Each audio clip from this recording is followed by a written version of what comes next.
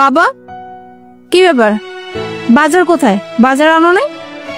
ওরে মা, ভুল হয়ে গেছে। আমি একদম ভুলে গেছি বাজারের কথা। আসলে হয়েছে কি মা, সারাদিন অফিসের এত কাজের চাপ, অন্য কোনো কথা মনেই থাকে না। আর রাস্তায় যে পরিমাণ যানজট, আস্তে আস্তে সব ভুলে গেছি। বাবা, এটা কেমন ধরনের কথা? আমি সকালবেলা কত করে বলে দিলাম যে ঘরে কোনো বাজার নাই, বাবা আসার সময় বাজারটা নিয়ে আসবা, আর তুমি ঠ্যাং ঠ্যাং করতে চলে আসলা বাজার না নিয়ে। এখন কি হবে? হ্যাঁ মা, অসুবিধা নাই, আমি কালকে সকালবেলা অফিসে যাওয়ার আগে আমি বাজার করে দিব। আজকে তুই কোনো মতে একটু ম্যানেজ করে নে, আমি সকালেই বাজারটা করে দিয়ে দেবো। হ্যাঁ, এই একটা কথা তো শুনে আসতেছি, কোনো মতো চালাই নে, কোনো মতে এইটা কর, কোনো মতো ওইটা কর। এত কোনো মতো দিয়ে না সংসার চলে না বাবা। আসলে সত্যি কথা কি জানো, যদিও তুমি আমার বাবা, আমি তোমার মেয়ে, তবু বলতে বাধ্য হচ্ছি তুমি আসলে একটা অকর্মার ঢেকি। তা না হলে না এই খালি হাতে ঠ্যাং ঠ্যাং করে চলে আসতে পারতা না।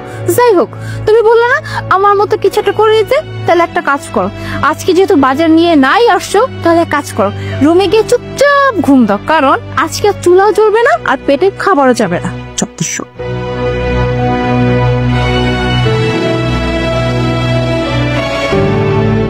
বাবা, তোমার একটা কথা কই, আমার বন্ধু ওরে যেটা কইছে না অকর্মার ঢেকি, তুমি আসলেই অকর্মার ঢেকি। তুই আমার এত বড় কথা কইলি, তুই আমার অকর্ম ঢেকি কইলি। আচ্ছা বাবা, তুইও তো বাজারটা করতে পারতি, তুই তো সারাদিন কোনো কিছু করস না, তুই ইচ্ছা করলে তো বাজারটা করে আনতে পারতি। হ্যাঁ কইছি, আমার বোনে যেটা কইছে ঠিকই কইছে। আমি কেন কাজ করবো? হ্যাঁ, আমি কেন কাজ করব? তুমি আসো না, তুমি সামাল দিবা। তুমি না থাকলে তুমি যখন মরে যাবে, কবরের মধ্যে ঢুকবা, তখন আমি কাজ করবো, তখন আমি আমার বোনের দেখবো। আমি কোনো কাজ করতে পারবো না। আমার বোনের কথাই ঠিক আছে, অকর্মার ঢেকি। ঠিকঠাক ভাবে নেটের বিল দাও না, গ্যাসের বিল দাও না, এটা দাও না, ওইটা দাও না, মানুষ এতে বসে থাকে, মোবাইলের বিলটা পর্যন্ত তুমি দাও না। কষ্ট বড় বড় কথা কইতে। কি করতেছো তুমি? নেটটা এত পরিমাণ ডিস্টার্ব করতেছে যে একটু ঠিক মতো কথাও বলতে পারতেছি না। আব্বা মনে হয় নেটের বিল দেয় নাই, এই কারণে দেয় নাই, ভাবছে যে সে না দিলে যদি আমরা দিই। খুব চালাকের লোকটা। আচ্ছা একটু দাঁড়াও তো, দেখি আব্বা আসছে কিনা, 1 মিনিট হোল্ড করো। আব্বা, আব্বা, তুমি নেটের বিল দাও নাই? আমি এখনো বেতনটা পাই নাই, আমার পকেটে টাকা নাই। বেতনটা পাইলে নেটের বিলটা আমি দিয়ে দিব। আর নেট আলাদা যেন লাইনটা না কাটে, আর টেলিফোন করে ওকে বলে দেবো নি। বেতন পাইলে ঠিক দিয়ে দেবো। কালকেও তুমি সেম কথা বলবো, মানে তুমি তোমার নিয়ে আর জাস্ট পারি না, কোনো কিছু ঠিক মতো করো না, যেটাই দেয় সেটাই তুমি ভুললা যাও। যাও এখান থেকে।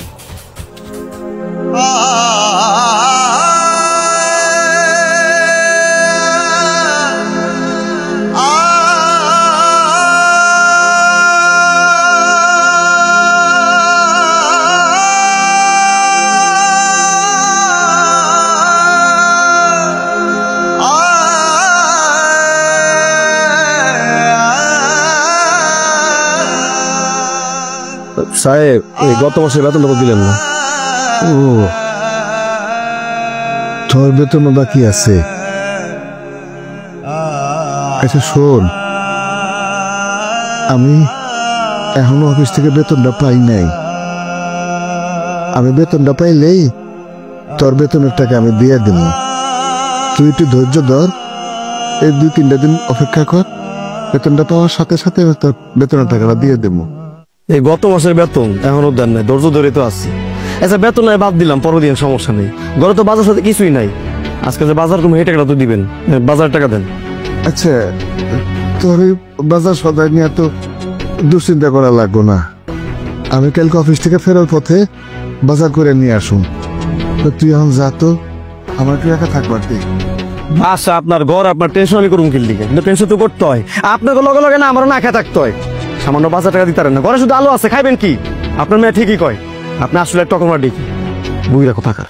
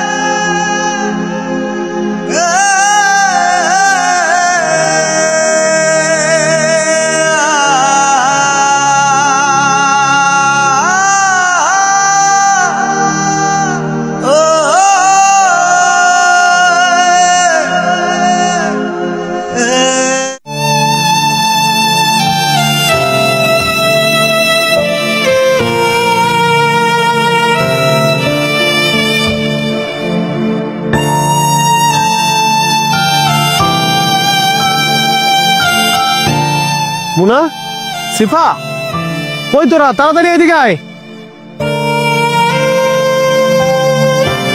কি হয়েছে ভাইয়া? এবার চিল্লাইতেছ কেন? আর তো কি হয়েছে? আরে চিল্লাবো না, কি করবো বল? এই বাবা কি লিখছে দেখ, কি দুঃখের কথা লিখে রাখছে এটার মধ্যে। কই? আমি তোমাদের অজ্ঞ বাবা, আমি তোমাদের সব চাহিদা পূরণ করতে পারিনি, দয়া করে আমাকে ক্ষমা করে দিও। আমি চলে যাচ্ছি তোমাদের ছেড়ে। যেহেতু তোমরা আমাকে ছাড়া ভালোই থাকবে, তাহলে আমার এখানে থেকে লাভ কি? আর সব থেকে বড় কথা হলো, আমি তো তোমাদের সবসময় ভালো মতো চাহিদা পূরণ করতে পারি। ভালো থেকো তোমরা। এটি তোমার বাবা। ভাইয়া, ভাইয়া তুমি চিঠিটা পড়ছো? বাবা, বাবা তো বাসা ছেড়ে চলে গেছে। আরে দূর, তোরা হুদাই চিন্তা করতেছ। আরে হন, আমি কই বাবা মনে কর যে একটু বাচ্চাদের মতো, তো তার তো অনেক আবেগ। ওই বাচ্চাদের মতো বাসা থেকে বের হয়ে গেছে, আবার দেখবি ঠিক 24 ঘন্টা না যাইতে ঠাস করে ফিরে আসবে। এটা নিয়ে চিন্তা করার কিছু নাই। হ্যাঁ ভাইয়া, তুমি একদম ঠিক কথা বলেছো। গেছে ভালো হয়েছে, আপদটা না বিদায় হয়েছে। সারা দিন জ্বালাইতে থাকে, আর যাবে ভাই কোথায়? হ্যাঁ, গেছে ভালো হয়েছে। আসলে আসবে, না আসলে নাই, আমাদের এত কি। তোর আমার ইম্পর্টেন্ট কাজ আছে, আমি যাই। হ্যাঁ সিফা আর ভাইয়া, তোমরা ঠিকই বলতেছো। বাবা আসলে একটু পাগলামি বেশি করে, মানে একটা বাচ্চামি পড়া হয়ে গেল না, মানে আমাদের উপর রাগ করে সে চিঠি লিখে চলে গেল। আর যাবে বা কোথায়? তাই কি যাওয়ার কোনো জায়গা আছে? আর এই দুনিয়াতে আমরা ছাড়া কেউই নেই। ঠিকই দেখা যাবে কালকে সকালে চলে আসবে। আর যাই হোক, আমি একটা কাজ করতেছিলাম, আমি কাজটা সেরে আসি।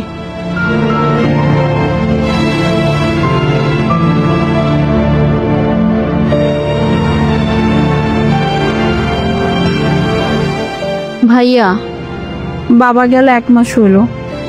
এই 1 মাস তো কোন রকমে চললাম। ব্যাংকে জমানো যে টাকা ছিল, তারপরে ঘরে যে টাকা ছিল, বাবা যে টাকাগুলো রেখে গেছিল, এমনকি জানো ভাইয়া, ওই যে বাবার রুমে যে বড় একটা মাটির ব্যাংক ছিল না, শেষে তো কোনো কুল না পেয়ে ওই ব্যাংকটা পর্যন্ত আমি ভাঙছি। এই যে গত সপ্তাহে যে চললাম, বাজারঘাট করলাম ওই ব্যাংকের টাকা দিয়ে, এখন তো তাও নাই ভাইয়া। এখন কিভাবে কিছুই তো বুঝতে পারতেছে না। প্রত্যেক দিন এক একজন আসতেছে, কেউ এই বিল, কেউ ওই বিল, এই সেই। আমি আর পারতেছি না ভাই এগুলো হ্যান্ডেল করতে। হ্যাঁ ভাইয়া, আমার কলেজের ফি দিতে হবে, না হলে তো আমি পরীক্ষায় বসতে পারবো না। ভাইয়া তুমি কোনো একটা ব্যবস্থা করো না। ভাইয়া তুমি যদি ব্যবস্থা না করতে পারো, আপু তুমি কিছু একটা করো, না হলে আমি পরীক্ষায় বসতে পারবো না। এই তুই কি বললি? হ্যাঁ, মানে আমি তোকে টাকা দিব? আমি টাকা কোত্থেকে দিব? আমি কি জব করি? হ্যাঁ, আর করলো আমি তোকে কেন দিতে যাব? এই যে গত 1 মাস ধরে আমি কোনো ভালো মেকআপ কিনতে পারি? তুই তো জানিস আমি ব্র্যান্ডের মেকআপ ছাড়া ইউজ করি না। এমনকি দামি কোনো ড্রেসও কিনতে পারিনি। আবার আসছি আমি নাকি টাকা দিব?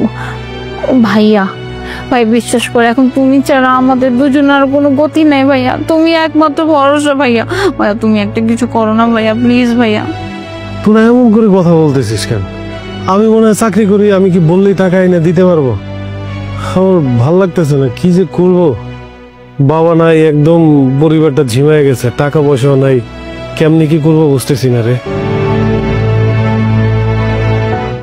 ভাইজান, আপনাকে চিন্তা ভাবনা পরে করেন। আমার 3 মাসের টাকা বাকি, ওই টাকা দেন, আমি আর আপনার বসে কাম করব না। মুন্না, তুই এমন করে কথা বলতেছিস কেন ভাই? তুই তো আমাদের বাসায় অনেকদিন ধরেই কাজ করিস, আর ওই যে বাবা তো এখন নাই। এখন আমরা তোরে টাকা পয়সা কেমনে দিব কও ভাই? এত কিছু তো আমি জানি না, কেমনে কই থেকে দিবেন? আমার তো পরিবার আছে, আমার তো চলতে হয়। 3 মাস হয়ে গেছে, কারণ কোনো টাকা পয়সা দেওয়ার খবর নাই। আপনি আমার টাকা দেন, আমি আপনার সাথে কাম করব না। আচ্ছা ভাই, তুই একটা কাজ কর, যেহেতু তোর জরুরি টাকা লাগতেছে, তুই এই যে আমাকে ওই সোফাটা লয়ে যা। তুই যদি এটা পুরন মার্কেটে নিয়েও বিক্রি করস, তাহলে 30-35 হাজার টাকা তুই পাবি। যা, তুই সোফাটা লয়ে যা। আমার কি আপনার বোকামো নয়? আমি সোফাটা আপনার বাসা থেকে লয়ে বাইরে যাই, আর পুলিশে কমপ্লেন করবে যে আপনার বাসা থেকে জিনিসপত্র সব চুরি করে লয়ে গেছি। আমি কিছু লইতে পারবো না, বেচতে পারবো না। আমার টাকা লাগবে, আপনি টাকা দিবেন, টাকা দেন। আরে ভাই, তুই বুঝতেছস না কেন? আমাকে সংসার চলতেই কষ্ট, আমরা খাইতে পারতেছি না, তোর টাকা দিব কেমনে ভাই? জানতাম, আগেই জানতাম আপনার আব্বা তো ভালো মানুষ আসছিল, 3-4 মাসের টাকা বাজালো দিত। আর আপনার হয়েছে চেষ্টা, জম্মের চেষ্টা। 3 মাসের টাকা 1 টাকাও দেন না। আপনার বাবা একটু চেষ্টা তো ঠিক আছিল, তারপরে 1 মাসের টাকা 1 মাসে দিত। লোকটা যেমনই আসলো, সংসারটা আঁকড়ে ধরে আসছিল।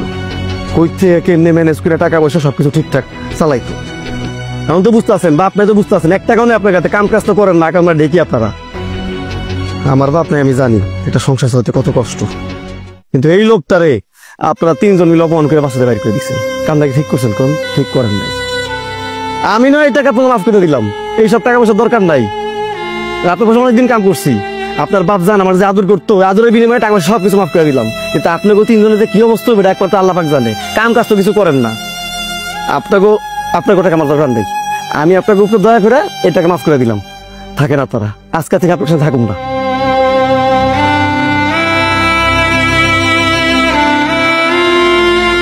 আসলে বাবা আসলে আমাদের মাথার উপর ছাদ ছিল রে, এখন মাথার উপর ছাদ নাই। এখন বুঝতেছি বাবা কি জিনিস। বাবার সাথে কত খারাপ ব্যবহার করছি দেখ, তাও বাবা কিন্তু জোরাতালি দিয়ে সংসারটা চালাইতো। এই মুন্নার মতো ছেলে আমাদের বাসায় কাজ করে, সামান্য বেতন দিতে পারি না দেখে কি অপমান করে গেল দেখলি। আমারে বলতেছে এই টাকা ভিক্ষা দিয়ে গেল। না, বাবার সাথে আমাদের খারাপ ব্যবহার করা উচিত হয় না। বাবা যে কত কষ্ট করে এই সংসারটা ধরে রাখছে এখন আমি বুঝতে পারতেছি। ভাইয়া, মানুষ সত্যি কথাই বলে জানো, বাবা হচ্ছে বটগাছের ছায়ার মতো। সেই ছায়া যদি থাকে না, দুনিয়ার কোনো অশান্তি আসতে পারে না, শুধু শান্তি আর শান্তি। দেখলো না বাবা যে কদিন ছিল আমাদের কিন্তু কোনো কষ্ট হইতো না, আমরা নিজেরা একটু বেশি বেশি করতাম। কিন্তু দেখো বাবা যাওয়ার পর থেকে আমরা একটা মানুষ শান্তিতে নেই। মানে মনে হতেছে যে আমরা পুরো অসহায়, আমাদের কোনো কুল কিনারা বলতে কিচ্ছু নাই। আজকে সামান্য আমাদের ঘরে কাজ করা ছেলেটাও কতগুলো কথা শুনিয়ে গেলাম। তুমি ভাবো আজকে যদি বাবা থাকতো, ওর সাহস হতে এই কথা আমাদেরকে বলার? কোনোদিনও না। আমরা ভাইয়া বাবাকে হারিয়ে একদম, আমরা আসলে সবকিছু হারাই ফেলছি, আমাদের কিচ্ছু নাই ভাইয়া। হ্যাঁ আপু, একদম ঠিক কথা বলেছো। বাবার সাথে অনেক অন্যায় করছি। যখন বাবা ছিল তখন আমাদেরকে কত ভালোভাবে রেখেছো, এখন বাবা নাই, এখন বুঝতে পারতেছি জীবনটা কত কষ্ট। আর আমি তো তোমাদের দুজনের থেকেও বেশি খারাপ ব্যবহার করছি বাবার সাথে, এটা আমার করা উচিত হয়নি, খুব খারাপ করছি। আচ্ছা দেখি কি করা যায়, আল্লাহ আল্লাহ কর, আল্লাহ ভরসা।